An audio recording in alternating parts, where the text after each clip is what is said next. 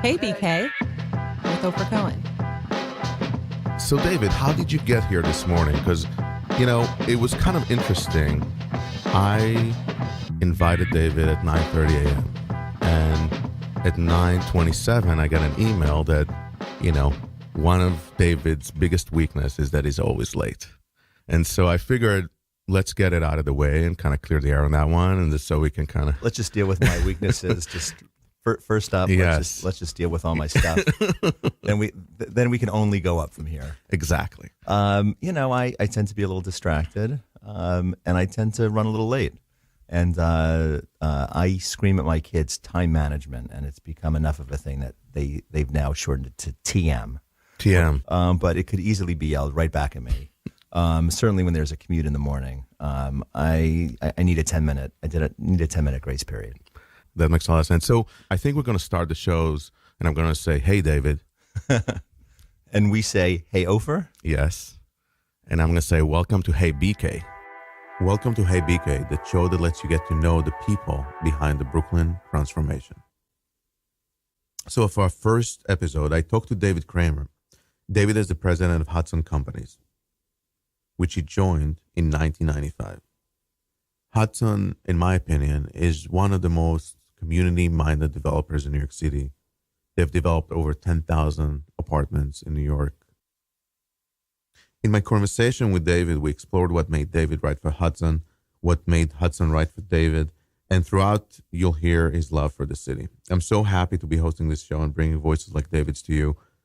Each episode, hopefully, will teach you a little bit about how this great city functions and how the type of personalities behind these projects is really what makes a difference. And with everyone I talk to, it starts for love for what they do, even though what a developer does isn't always easy to explain. I have different levels of what I do. So the first is I build apartment buildings in New York City. That's sort of like the one-liner. And then if you want to peel back the onion a little bit, I'll say that we build 5 different types of housing in New York City, primarily ground up, primarily the 4 boroughs. And within those constraints, we build affordable housing, that's 1, workforce housing, that's 2, housing for institutions is 3, market rate rentals, and market rate condos. Right, but but that's sort of like a very dry, sort of very basic technical answer. Wait, but then what I was going to say is that, so then people want to know, what does a developer do? Right. Because nobody knows what a developer does. And I say it's kind of like the film producer, and then people don't know what a film producer does either. And what I like to say is that we buy a parking lot, and then 4 years later, there's an apartment building standing there. And in that 4-year journey, maybe 1,000 decisions were made, and somebody guided the journey from deciding everything from whether the brick is yellow or red to how wide the hallways are to basic decisions about is it a rental or a condo, is it studios or 3-bedroom apartments. So what do you like about that work? I think I like the variety. Every day is different and every hour is different because at any one time, let's say we have 7 or 8 projects going on at different phases. So we are strategizing and negotiating how to find a site. And then 20 minutes later, we're talking about a subcontractor that filed for bankruptcy. And then 45 minutes later, we're dealing with a closing with HPD on an affordable job. And 2 hours later, we're looking at fonts to pick for the new marketing campaign of a project. That all sounds very horrible to me. Why would you like that variety? I mean, there's a lot of other variety that you can have in your life. Can you? I mean, to deal with architects and contractors and lenders and lawyers. Yeah, but so what is the work really that you like out of the entire enchilada here? What's the melted cheese in development? Yes.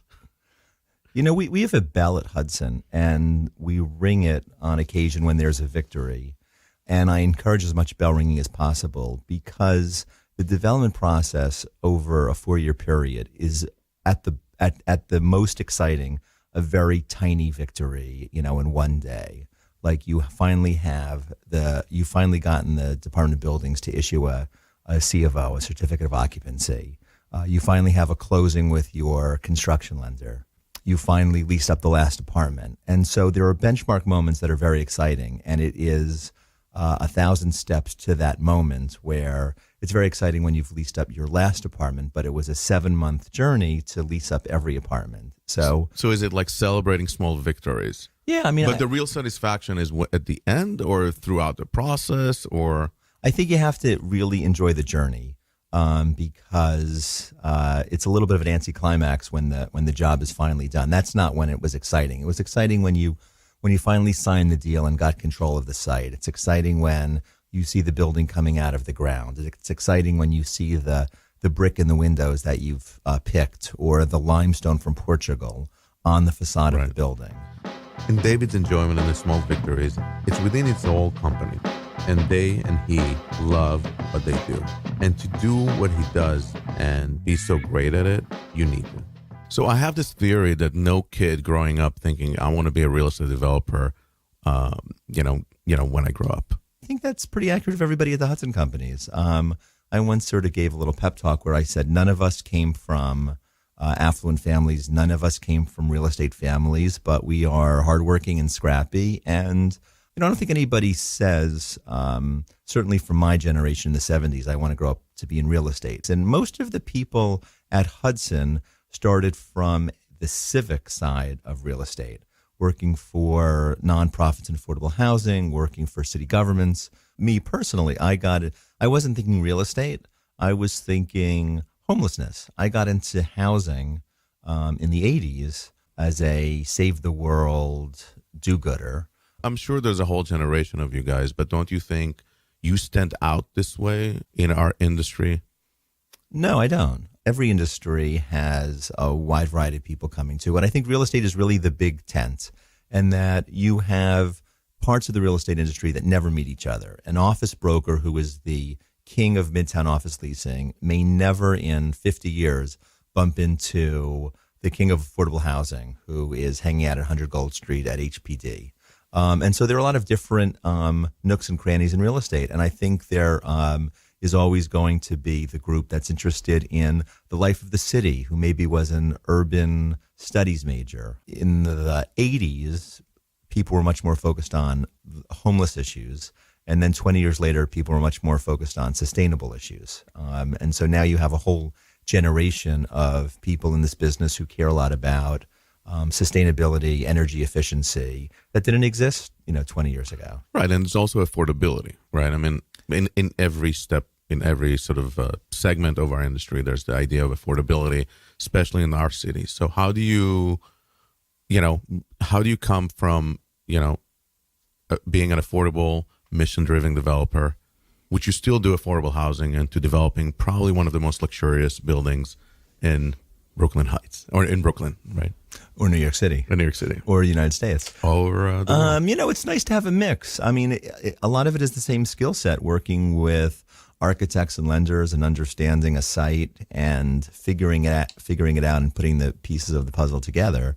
One of the things the people at Hudson like is the fact that we do both types of projects, and they're both exciting in their own way. I mean, we're closing on a huge affordable job in the Bronx in the next 2 weeks called La Centrale, which is going to be 700 affordable housing units and a new space for BronxNet TV and a lot of other nonprofit uses. And that's a fun thing to work on as well. And this mix of interest makes Hudson such a unique place, and that means team that reflect their values. What makes the right culture? What makes a fun work environment?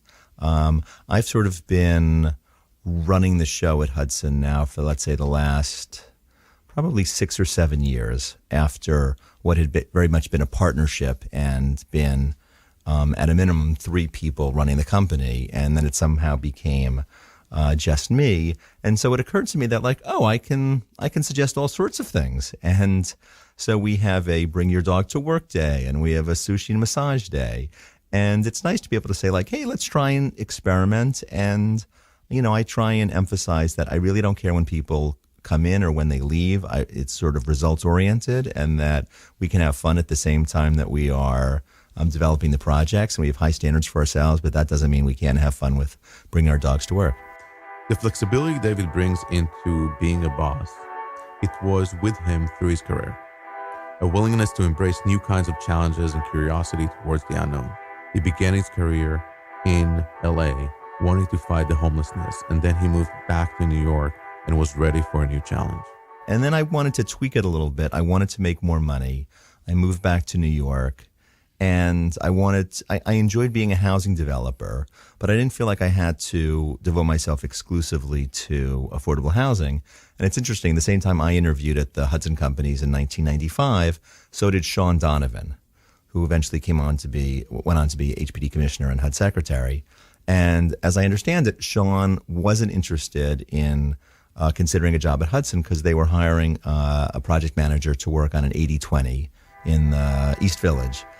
Pardon my interruption. 80-20 is a government incentive to make 20% of the units affordable.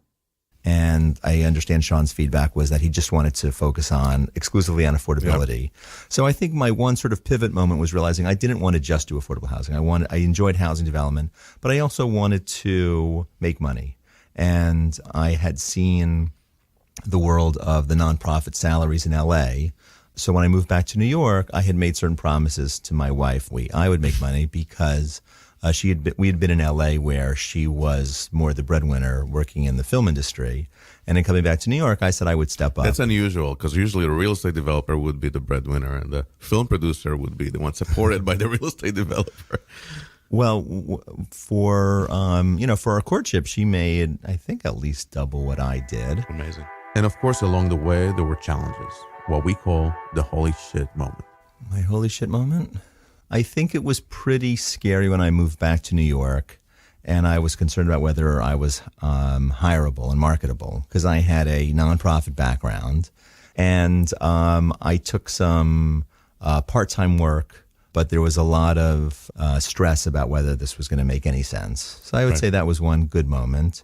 I think the hardest part at Hudson was that the partnership that had primarily been around since 1986 when Hudson started began to fray right around the time that the Great Recession was hitting, and that ended with sort of my sort of taking over Hudson. So that was a triumph. I was going to say it was a dicey moment in time in terms of real estate condo projects that didn't do particularly well. During this period, did you have the ability to feel like this is temporary, I'm going to get through it? Or there were some moments that were like, where are we going with this? No, I think that is a big challenge, I think, in life, in real estate. I once saw a reality TV show about poker.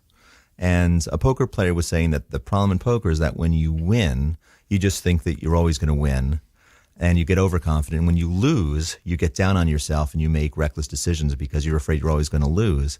And when hearing that, I thought that had a lot to do with real estate, that when times are good, you just sort of expect that rents are always going to go up 3-4%, that it's always going to be good. And then on the flip side, when times are bad, you can't really see a light at the end of the tunnel. Now seasoned and knowing that time changed, it has made David and Hudson know that they really need to care about the property to win out and want it bad enough to take the risk. For instance, the way they won the public library in Brooklyn Heights process. So the Brooklyn Public Library in Brooklyn Heights was one of those. You decided that this one is monumental, iconic, worth the brain damage and potential risk. Yeah, if I knew then what I know now, I'm not sure I would have been so bullish because it's been a fun, exciting, complicated journey. At the time, I thought, if you're going to be aggressive on any site, it might as well be the best site in Brooklyn. And I asked for feedback because you always want to sort of filter as many opinions as possible. I asked the guy who runs the Corcoran office in Brooklyn, what do you think of this site at the end of Clinton next to One Pierpont Plaza? And he said without hesitation, best site in Brooklyn. That's great. And so when did you decide that you're going to run 5 marathons? Well, that's a whole story. So I ran a marathon in 1996 because that's, if you're in New York, you have to. Have you run a marathon? I'm dying to. My ankle is screwed up, but. Yeah, it's not healthy to run a marathon, but it's especially as an urbanist to spend the day in all 5 boroughs, seeing all the different neighborhoods. It really is dramatic going from neighborhood to neighborhood. So I did that, and I walked about a 15-minute pace, and I finished in about 6.5 hours. And my last marathon, I decided I wanted to be one of those people who had a gimmick because you see people who are walking the marathon in a clown outfit or they're juggling and the crowd goes crazy. So I want to do that. I want a gimmick. So I decided that one of the great joys in life is the pure joy of throwing and catching in Nerf football. So I encouraged my brother, and we did the marathon together. And over 6.5 hours, we threw a Nerf football back and forth to each other while we walked the marathon. Wow. So I sent you the list of questions last night, and so you know what's coming. Tell me something that nobody knows about you. I did see that. My father's background is pretty interesting. I don't know if you even know this. So my father, kid from a seriously Orthodox Jewish family in Bensonhurst. In fact, his family was the one most responsible for setting the Lubavitch up on Eastern Parkway. His father and uncles bought 770 Eastern Parkway. But he was a bit of a rebel and did not want to continue going on to yeshiva and continue in Orthodox Judaism. And so he went to Brooklyn College knowing he'd be drafted. And he went off to World War II as an 18-year-old and got seriously injured and lost his arms in World War II. So the father I grew up with is somebody who was a bilateral arm amputee, which was completely normal for me because that's the father I knew. And I'm actually putting together a bunch of archival work about him now, so he's on my mind more now. Thank you so much, David. Hey, BK. Good to be here. Thanks for listening to Hey BK. For more information, you can visit heybk.com. You can also email me at ocohen@parasyrg.com.